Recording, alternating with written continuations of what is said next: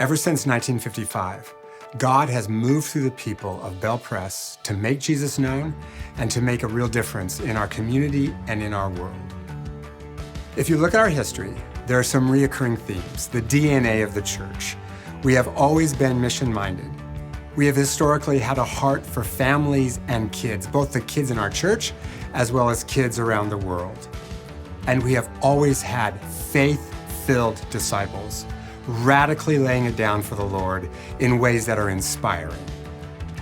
It all started when Bellevue was very small, and a group of visionary disciples knew there needed to be a church here for all the people that were going to be moving to Bellevue in the years to come.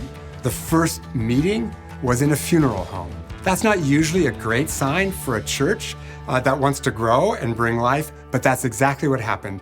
This church grew and brought life to thousands of people.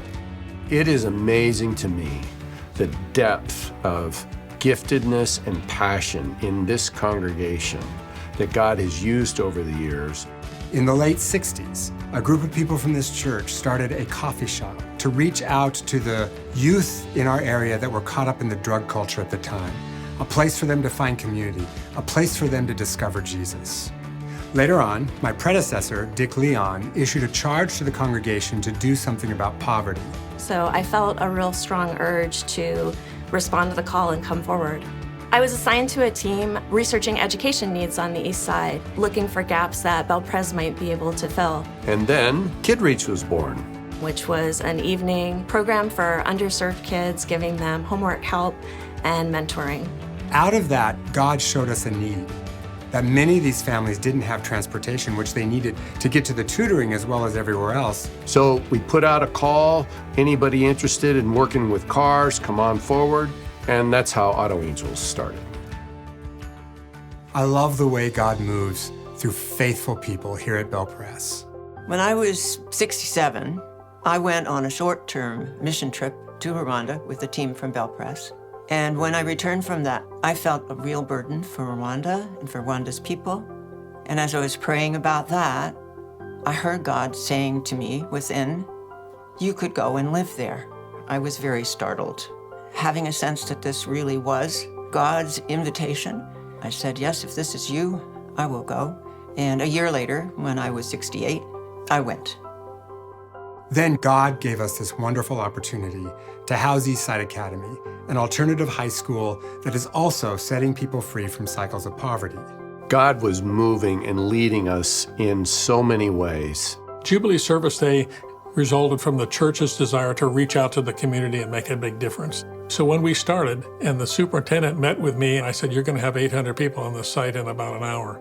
And he said, "I don't believe you." I said, "Well, just watch." And he was blown away. Jubilee Service Day has now grown to multiple schools, multiple communities, multiple congregations, and thousands of people. That in turn led to the Ripple Effect Capital Campaign, where God led us to do something for children in our church, children in our community, children in the world. The ministry for children and youth and families was growing, and we were becoming aware that the space that we had was not adequate. Then in 2001, there was an earthquake that did considerable damage to the building, and so we needed a new facility. Scott and I disagreed, and one day we were meeting and he was telling me about all of the needs in the world, and he said, "Do you really think Jesus would want us to spend that kind of money on ourselves when there's so much need and hurt in the world?" And I looked at him and I said, "I think Jesus wants us to do both." And so we built a new building for our children and youth programs and enhanced space for Eastside Academy, started the Jubilee Reach Center, and built the Center for Champions in Rwanda. For me, that was so much more of a compelling vision, and I was excited to be a part of that. It was so much more exciting than just building a building for ourselves. And God is still on the move, all the way up till today, with more recent things like the Renew homes that are for teens who need housing. And then God brought us New Hope Revival, this wonderful East African fellowship. In all of this, God doesn't use us to get ministry done. He uses ministry to get us done. Over my life, I never realized how important the relationship with Jesus really was until I got here and I got closer and closer and realized it's the most significant thing in my life. The key is that we are prayerful and we are in God's Word. And when you're there, you can just see his hand all over what we're doing. It's exciting. God has done all of this.